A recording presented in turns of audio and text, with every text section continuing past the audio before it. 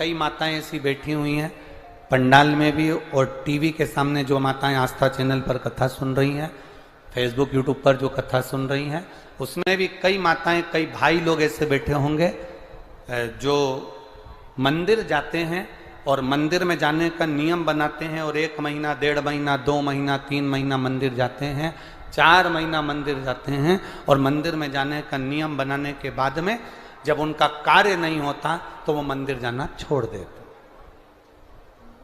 भगवान सुन ही नहीं रहा।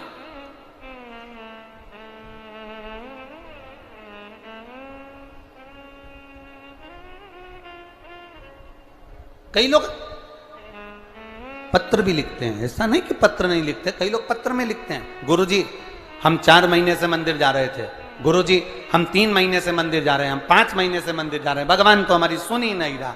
भगवान से हमारा कौन सी दुश्मनी है जो भगवान ने सारा दुख हमको दे दिया, भगवान हमारी सुन ही नहीं रहा।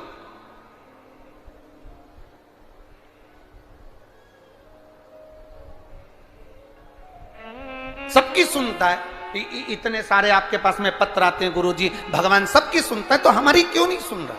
हम भी तो मंदिर जा रहे हैं, हम भी तो भगवान को जल चढ़ा रहे हैं, हम भी तो भगवान के मंदिर में झाड़ू लगा रहे हैं, हम भी तो भगवान के मंदिर में पोछा लगा रहे हैं, हम भी तो भगवान का श्रृंगार कर रहे हैं, फिर भगवान हमारी सुनता क्यों नहीं है? 2 महीना 3 महीना 4 महीना जाते हो और मन में विचार रखते हो कि भगवान ऐसा कर देना कि बस मेरा काम हो जाए। भगवान भी मन में सोचते हैं तो चिंता मत कर, तेरे यहाँ किसी की दुकान हो तो उस दुकान को एक बार देखना। एक दुकान में सेठ जी बैठा रहता है, उसको घर पर 5 लाख रुपए पहुंचाना। समझना जरा बहुत अच्छे से, सेठ जी दुकान पर ऑफिस में, और उसको 5 लाख रुपए अपने घर पर भेजना है। उसके यहां पर 15 नौकर काम कर रहे हैं। एक नौकर 1 महीने पहले लगा, एक नौकर 3 महीने पहले लगा, एक नौकर 10 महीने पहले लगा, एक नौकर 1 साल से लगा, एक नौकर 5 साल से लगा। अब सेठ जी वो 5 लाख रुपए अपने घर भेजना है तो कौन से नौकर के हाथ में देंगे? बोलो रीजी जी।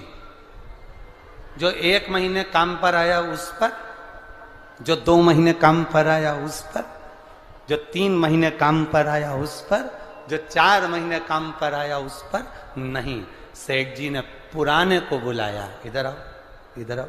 हाँ सेठ जी, बेटा ये बैग घर पर रख के आना, हो संभाल के ले जाना, 5 लाख रुपए सावधानी से ले जाना। जी आप चिंता मत करो सेठ जी, आप बिल्कुल चिंता मत करो। सेठ जी ने 5 लाख का बैग दिया और 5 लाख का बैग उस पुराने नौकर ने जो 2 साल से 3 साल से 4 साल से लगातार सेवा में लगा हुआ था, वो 5 लाख का बैग सेठ जी ने उसके हाथ में पकड़ाया कि ये तुम देकर आना। बस उसी तरह वो भोलानाथ और अपन उसके चाकर हैं, वो भी हमारे हाथ में इतनी जल्दी नहीं दे देता है, वो देगा जब जब आपको पूर्ण तरह से परख लेगा।